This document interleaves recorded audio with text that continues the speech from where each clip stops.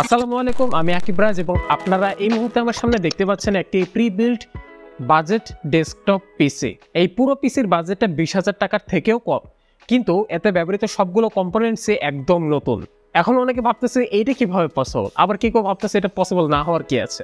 আমরা অনেকেই দেখা গেছে যে একেবারেই এইরকম এন্ট্রি লেভেল সেগমেন্টের বাজেটে পিসি বিল্ড করে থাকি, এবং সেই ক্ষেত্রে আমাদের আসলে বাজারে নতুন কোনো পার্টসের অপশন খুব একটা অ্যাভেলেবল থাকে না।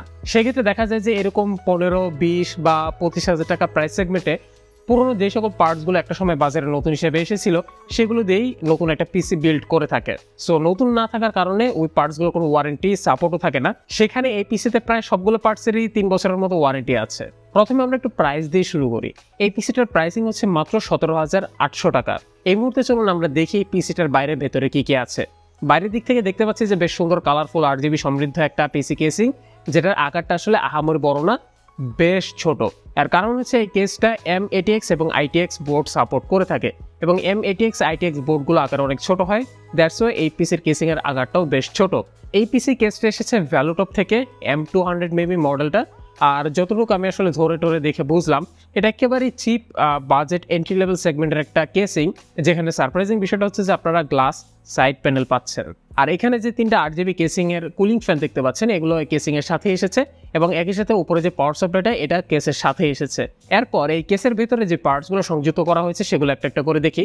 যেমন প্রথমে আমরা দেখতে পাচ্ছি মাঝখানে আরও একটা বড় 8GB ওয়ালা ফ্যান, যেটা বেসিক্যালি এই সিপিইউটার কুলার। আর এই কুলারটা মূলত থার্ড পার্টি একটা কুলার, এবং এইটাতে যে প্রসেসরটা ব্যবহার করা হচ্ছে সেটার সাথে একটা কুলার আসে ঠিকই, কিন্তু সেই কুলারটা এটাতে ইউজ করা হয় নাই, বরং তারা আরেকটু বেটার একটা সিপিইউ ফ্যান কুলার ইউজ করেছে। আর কেসিং এর নিচে দিকে দেখবেন আপনারা একটা ছোট সেটা এসএসডি পড়ে আছে, এবং এই এসএসডিটার ওইএম হচ্ছে তুশামি।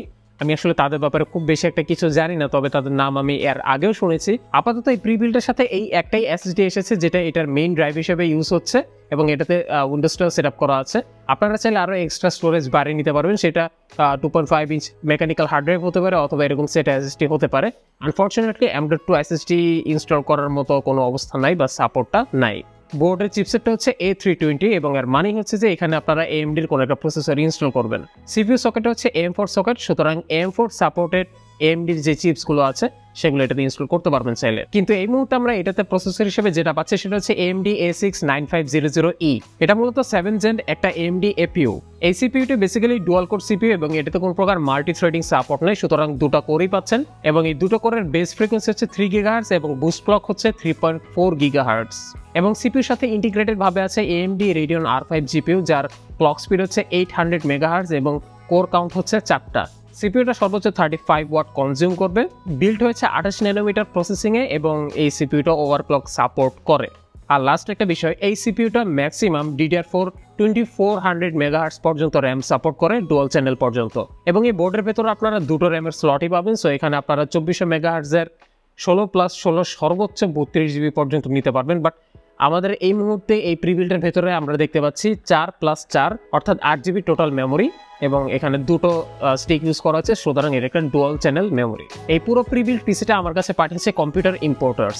তারা মূলত এই ধরনের বিভিন্ন এন্ট্রি লেভেল সেগমেন্টের অনেক দারুণ দারুণ কিছু স্পেসিফিকেশনের প্রিবিল্ড পিসিগুলো নিয়ে কাজ করে থাকে, এবং তাদের এর আগে আমি আরও একটা প্রিবিল্ড পিসি নিয়ে কাজ করেছিলাম, সেটা ছিল fujitasu box 4.0, এবং সেটা সে সময় বেশ ভালো একটা সাড়া ফেলতে পেরেছিল, বিকজ ওইটাতে যে প্রসেসর এবং হার্ডওয়্যারগুলো দেওয়া হয়েছিল সেগুলো undoubtedly one of the best. তো আমি এটা নিয়ে কাজ করার সময় দেখতে পেলাম যে সেই fujitasu box 4.0 এবং এটার মধ্যে স্পেসিফিকেশনে একটাই তফাৎ, সেটা হচ্ছে যে প্রসেসরটা, এবং প্রসেসর কারণে র্যামেও, কারণ সেটাতে 2600 MHz র্যাম ইউজ করা হয়েছে, এখানে 2400 MHz just because of CPU.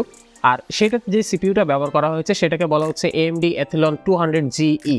আমি এখন স্ক্রিনে এই দুটো প্রসেসরের স্পেসিফিকেশনগুলো সাইড বাই সাইড দেখিয়ে দিব, আপনারা জিনিসগুলো দেখে নেবেন। আর এই স্পেসিফিকেশন সাইড বাই সাইড দেখলে খেয়াল করবেন যে Athlon 200GE-টা কাইন্ড অফ বেটার, বিকজ ওটা নতুন প্রসেসর আর একটু এফিশিয়েন্ট ফ্যাব্রিকেশনে তৈরি করা হয়েছে, ওইটাতে র্যাম স্পিড সাপোর্টও বেশি, এবং সেটা থাকে ইন্টিগ্রেটেড জিপিউর পারফরমেন্সটাও এটা তুলনায় বেটার। তাহলে এই পিসিটা আসলে বাজারে বিলং করতেছে কেন? এই পিসিটা বর্তমানে বাজারে বিলং করার পেছনে বেশ কয়েকটা কারণ থাকবে। তার মধ্যে প্রথম কারণটাই হচ্ছে যে এটার বাজেটটা 20,000 টাকার কম। সো চাইলে যে কেউ এটা কিনতে পারে, বিকজ এই প্রাইস সেগমেন্টে আমরা তো দেখি কত মানুষই তো মোবাইল কিনে। সো যারা একটা 17-18 হাজার টাকা মোবাইল কেনার ক্ষমতা রাখে তারা ইজিলি এটা কিনতে পারবে। আর আরেকটা বিষয় যে শুধু এটা কিনলে তো হবে না, আপনার মনিটর লাগবে, তাই তো?